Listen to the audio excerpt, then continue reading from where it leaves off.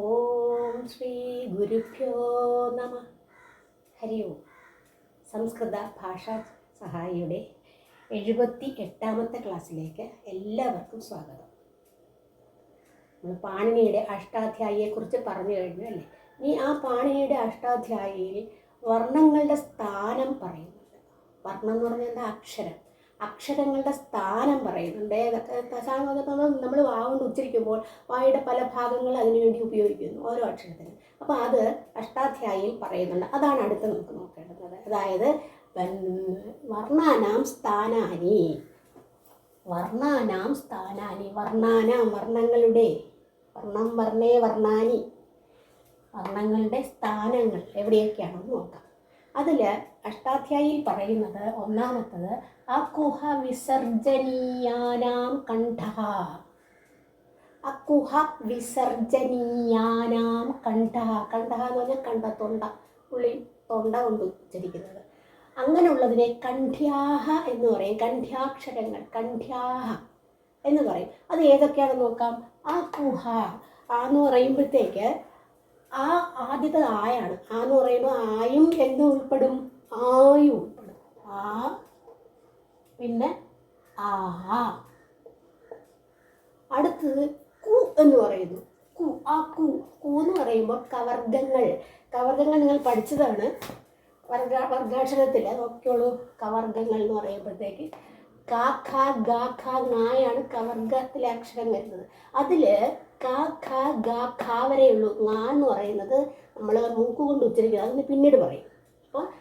അപ്പോൾ കവർഗ കു ആ കുഹാവിലെ കു എന്ന് പറയുമ്പോൾ കവർഗങ്ങൾ ക ഖ ഗ ഖ. അങ്ങനെ അതും കൂടി എഴുതാം. ക ഖ ഗ ഖ ഇത്രയുമാണ്. അത് മാത്രമല്ല, ഇനിയുണ്ട് അക്കുഹ. ഹായുണ്ട്. ഹായ് എവിടെ പഠിച്ചു? ഹ എന്ന് പറയുമ്പോൾ എന്താ? യാര ലാവ ശാഷ സ ഹ. ആ ഹായുണ്ട്. ഹായും പിന്നെന്താണ്? അകുഹ വിസർജനീയാന. വിസർഗം. ഇത് ഇത്രയുമാണ് എന്ത്? കണ്ഠ്യാഹ. കണ്ഠ്യാക്ഷരങ്ങൾ. കണ്ഠ്യാഹ കണ്ഠം, തൊണ്ടയുടെ സഹായം കൊണ്ട് ഉച്ചരിക്കുന്ന വർണ്ണങ്ങൾ. തൊണ്ടയുടെ സഹായം കൊണ്ട് ഈ പറയുന്ന ഈ കാര്യങ്ങളൊക്കെ സ്കോളർഷിപ്പിനൊക്കെ ചോദിച്ചിട്ടുണ്ട്. അതായത് ഇതിനെ മുഴുവൻ ഇന്ന് ക്ലാസ് എടുക്കുന്ന മുഴുവൻ 5ാം ക്ലാസ്സിലെ സ്കോളർഷിപ്പിനൊക്കെ ഇതൊക്കെ ചോദിച്ചിട്ടുണ്ട്.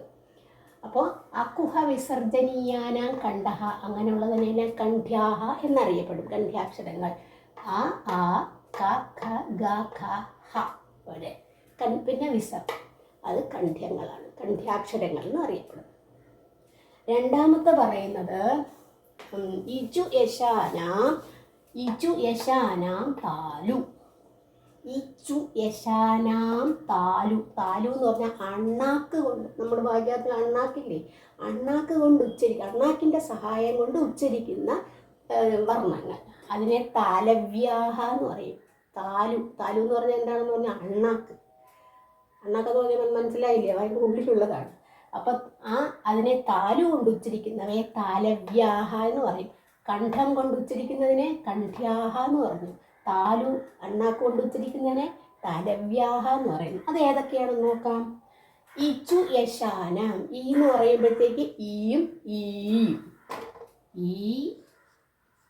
ഈ ഇത്രയും വരും. പിന്നെ ചു എന്ന് പറയുമ്പോൾ ചവർഗങ്ങൾ. ചവർഗം നോക്കിക്കോളൂ. ചാച്ച ജാച്ച വരെ. ഞാൻ ഇല്ല, ഇത് ഇത്ര അനുനാസികം എന്നറിയപ്പെടും. ചാച്ച ജാച്ച ച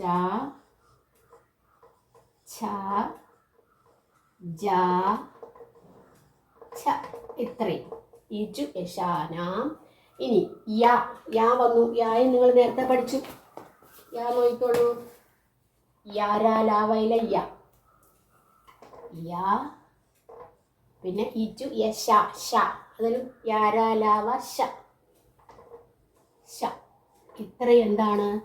താലുവിൻ്റെ സഹായം കൊണ്ട്, അണ്ണാക്കിൻ്റെ സഹായം കൊണ്ട് ഉച്ചരിക്കുന്നവയാണ്.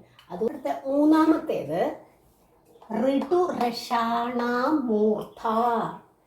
മൂർധ എന്ന് പറഞ്ഞാൽ ഈ ശിരസ്സില്ലേ, നമ്മൾ സംസാരിക്കുമ്പോൾ ഈൻ്റെ ഉപയോഗമുണ്ട്. ശിരസ്, മൂർധാവ്. അപ്പോൾ ഋതുരഷാണ. ഋ എന്ന് പറയുമ്പോഴത്തേക്ക് ഋ ഉണ്ട് ഉണ്ട്. പിന്നെ ഇത് രണ്ടും. അത് കഴിഞ്ഞിട്ട് എന്തോന്നാണ് ടു എന്ന് പറഞ്ഞാൽ ടവർഗങ്ങൾ, ടവർഗാക്ഷരങ്ങൾ. ഏതൊക്കെയാണ് ടവർഗാക്ഷരങ്ങൾ? ട ഠ ഡ ഠ. നായില്ല. ട ഠ ഡ ഠ. അത് ടവർഗങ്ങൾ. ട ഠ ഡ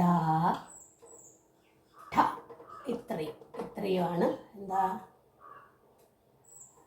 മൂർധ, അതായത് ശിരസിൻ്റെ സഹായത്തോടുകൂടി മൂർധാവിൻ്റെ സഹായത്തോടുകൂടി ഉച്ചരിക്കുന്ന വർണ്ണങ്ങൾ. പിന്നെ അത് കഴിഞ്ഞാൽ രഷാണാം. ര എന്ന് പറയുമ്പോൾ ഏതാണ്? യാരാലാവയുടെ ര. പിന്നെ ഷ. യാരാലാവ ഷ. ഷ. ഈ ഷ. ഇവ എന്താണ്? മൂർധന്യാഹ. മൂർധാവിൻ്റെ സഹായത്തോടെ ഉച്ചരിക്കുന്നതുകൊണ്ട് മൂർധന്യാഹ എന്ന് അറിയപ്പെടുന്നു. അപ്പോൾ ഋതു രഷാണാം മൂർധ, അത് മൂർധന്യാഹ. അടുത്തത് ഋതു ലസാനാം ദന്താഹ. നിങ്ങൾക്ക് പഠിച്ച, അതായത് നമ്മൾ അത് പഠിക്കുമ്പോഴത്തേക്ക് അക്ഷരങ്ങൾ പഠിച്ചപ്പോൾ, സ്വരങ്ങൾ പഠിച്ചപ്പോൾ ഇവിടെ സംസ്കൃതത്തിൽ മാത്രമുള്ള ഒരു ഇതാണ് ഋ. അതാണ് ആ ഋ. ഋതു രസാന ഋ. ഇനി തു എന്ന് പറയുമ്പം തവർഗങ്ങൾ ഏതൊക്കെയാണ്? താഥ ദാഥ. താഥ ദാഥ. താ ഥ ദ ഥ. പിന്നെ ഋതു ലാ ഉണ്ട്. ലാ എവിടെ വരുന്നു? യാരാലാവായിൽ പഠിച്ചില്ലേ? യാരാലാവ ലാ. ലാ ലസ. അടുത്ത സ. ഇത്രയും എന്താണ്? ഇത്രയും എന്തിനെ കാണിക്കുന്നു? പല്ലിൻ്റെ സഹായത്തോട്, ദന്തം എന്ന് പറഞ്ഞാൽ പല്ലെന്നുള്ള അർത്ഥം, ദന്തത്തിൻ്റെ സഹായത്തോടുകൂടി ഉച്ചരിക്കുന്നവയാണ് ഋ, ത, ഥ, ദ, ഥ, ല, സ. ഇത്രയും. അവയെ എന്തെന്നറിയപ്പെടും? ദന്ത്യാഹ. ദന്താക്ഷരങ്ങൾ. ദന്ത്യാഹ. അപ്പം ഋതുലസാനാം. ഋതുലസാനാം ദന്താഹ. അവയെ ദന്ത്യാഹ. അപ്പോൾ ഇപ്പോൾ പറയുന്നത് മൂർധന്യാഹ പറഞ്ഞു, ദന്ത്യാഹ പറഞ്ഞു. അഞ്ചാമത് വരുന്നത് ഉപൂപത്മാനീയാനാമോഷ്ടൗ. ഉപൂപത്മാനീയാനാമോഷ്ടൗ. ഓഷ്ടം എന്ന് പറഞ്ഞാൽ എന്താണ്? ചുണ്ട്. ചുണ്ടിൻ്റെ സഹായത്തോടുകൂടി ഉച്ചരിക്കുന്നതാണ്. അവ എന്ത് പറയും? ഓഷ്ട്യാഹ. അത് ഏതൊക്കെയാണെന്ന് നോക്കാം. ആദ്യം ഉ. ഉ എന്ന് പറയുമ്പം ഊ വരും അല്ലേ? അത് കഴിഞ്ഞ് പു. പവർഗങ്ങൾ. പവർഗാക്ഷരങ്ങൾ ഏതൊക്കെയാണ്? പ, ഫ, ബ, ഫ. പ, ഫ, ബ, ഫ. പ, ഫ, ബ, ഫ. ഉപപത്മാനീയാന മോഷ്ടം. ഇനി ഉപത്മാനീയാന. ഇവിടെ ഉപ്പു കഴിഞ്ഞിട്ട് ഉപത്മാനി. എന്താണ് ഈ ഉപത്മാനി? നമ്മൾ പാന്ന് എഴുതുമ്പോൾ ഇങ്ങനെ ഒരു ഇതില്ലേ? പിന്നെ ഭാ എന്ന് പറയുമ്പോൾ ഇങ്ങനെ എഴുതും, അടിയിൽ വരുന്നു. അപ്പം ഇതിനെ അർത്ഥവിസർഗം എന്നാണ്. പകുതി, വിസർഗത്തിൻ്റെ പകുതി. ഇതിനെയാണ് എന്ത് പറയുന്നത്? ഉപത്മാനീയാന എന്ന് പറയുന്നത്. അവയും എന്താണ്? ഓഷ്ടവും. ചുണ്ടിൻ്റെ സഹായത്തോടെ. ഇപ്പം പ എന്ന് പറയുമ്പോൾ ചുണ്ടില്ലേ? പ, ഉ എന്ന് പറയുമ്പോൾ ചുണ്ട് ഇങ്ങനെ ആവുന്നില്ലേ? പ, ഫ, ബ, ഫ. അതെല്ലാം ചുണ്ടിൻ്റെ സഹായത്തോടുകൂടി. അതാണ് ഓഷ്ടം. അതിനെ ഓഷ്ട്യാഹ എന്ന് പറയും.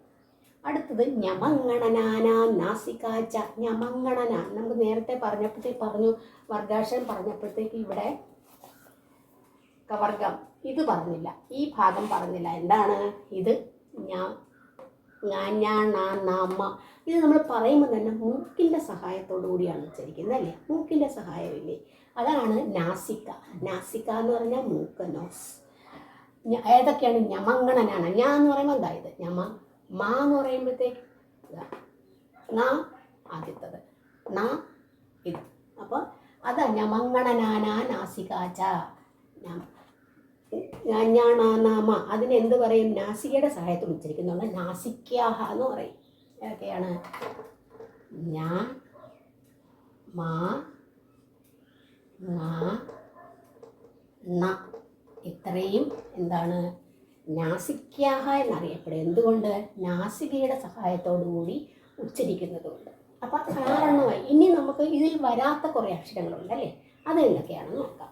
നമ്മൾ സ്വരങ്ങളിൽ പറഞ്ഞു. ഇപ്പോൾ ആ ഇ ഉ ഇതുവരെ പറഞ്ഞു കഴിഞ്ഞു. ഇനിയുള്ളത് എ ഐ ഓ ഔ അം അഹ ഒക്കെ നമ്മൾ നേരത്തെ വന്നു. അഹ വന്നു, വിസർഗം വന്നു. അപ്പോൾ എ ഐ എങ്ങനെ വന്നു? ഏതൈതോഹോ കണ്ഠതാലു. ഏതൈതോഹോ എ ഐ അതാണ് എ, പിന്നെ ഐ. എ ഐ ഏതോഹോ എന്നാണ്. എന്തുകൊണ്ട് ഏതോഹോ എന്ന് പറയുമ്പോൾ ഏഷഹ ഏതൗ ഏതൗ ഏതേ എന്നുള്ളത് നമ്മൾ പഠിച്ചിട്ടുണ്ട്. അപ്പോൾ ഇത് ദ്വിവചനമല്ലേ? ഇവ രണ്ടും എ ഐ അവ എന്താണെന്ന് അറിയപ്പെടും? കണ്ഠതാലു. കണ്ഠം കൊണ്ടും താലു എന്ന് പറഞ്ഞാൽ അണ്ണാക്കും, തൊണ്ടയും അണ്ണാക്കും കൂടെ ചേർന്ന് ആണ് ഈ 2 അക്ഷരങ്ങൾ. എ എന്ന് പറയുമ്പോൾ ഇവിടെയും വരും, അണ്ണാക്കൊന്ന് ഇതാവും. ഐ ഇതെന്താ? അവ താലു കൊണ്ട് അണ്ണാക്കിൻ്റെ സഹായം മാത്രമല്ല കണ്ഠത്തിൻ്റെ സഹായം, 2ൻ്റെ സഹായത്തോട് ഉച്ചരിക്കുന്നു. അവയെ കണ്ഠതാലവ്യവും. അടുത്തത് ഓ. അത് കഴിഞ്ഞിട്ട് എന്താ? ഓ ആണ്. ഓയും ഔവും. അതെന്ന് നോക്കാം. ഓതൗ തോഹോ കണ്ഠോഷ്ട. ഓ ഔ. ഓയും ഔവും. അടുത്തത് വകാരസ്യ ദന്തോഷ്ടം. വ എന്നുള്ള ഒരക്ഷരം. വകാരസ്യ ദന്തോഷ്ട്യം. വ എന്ന് പറയുമ്പോൾ നമ്മുടെ പല്ല് ആവുന്നു. പിന്നെ ഓഷ്ടം എന്തെന്നാണ്? ചുണ്ട്. പല്ലിൻ്റെയും ചുണ്ടിൻ്റെയും സഹായത്തോട് ഉച്ചരിക്കുന്നത്. അതുകൊണ്ട് ദന്തോഷ്ട. ഇത് ഒന്ന് മാത്രമേ ഉള്ളൂ. അതുകൊണ്ടാണ് ഇവിടെ ഏകവചനം വന്നത്. ദന്തോഷ്ട. വ മാത്രമേ ഉള്ളൂ. മനസ്സിലായി? അപ്പം ഇത്രയുമാണ്. അത് നമ്മുടെ 9 പറഞ്ഞു തന്നു. ഇത് ഇത്രയും എവിടെ നിന്നാണെന്ന് പറഞ്ഞു? പാണിനിയുടെ അഷ്ടാധ്യായി പറയുന്നതാണ്. അപ്പോൾ ഇതെല്ലാം നിങ്ങൾ നല്ലവണ്ണം മനസ്സിലാക്കുക. സ്കോളർഷിപ്പിന് വരുന്ന കാര്യങ്ങളാണ് ഇതൊക്കെ. സ്കോളർഷിപ്പിന് അടുത്ത ക്ലാസ്സിൽ ഞാൻ സ്കോളർഷിപ്പിനായിട്ട് പ്രത്യേകം ക്ലാസ് എടുക്കുന്നുണ്ട്. ഓക്കെ. അപ്പോൾ ഇന്നത്തെ ക്ലാസ് എല്ലാവർക്കും മനസ്സിലായി കാണുമെന്ന് വിശ്വസിക്കുന്നു. അടുത്ത ക്ലാസ്സിൽ കാണുന്നവരെ എല്ലാവർക്കും നന്ദി, നമസ്കാരം. Subscribe now and press the bell icon. Never miss an update.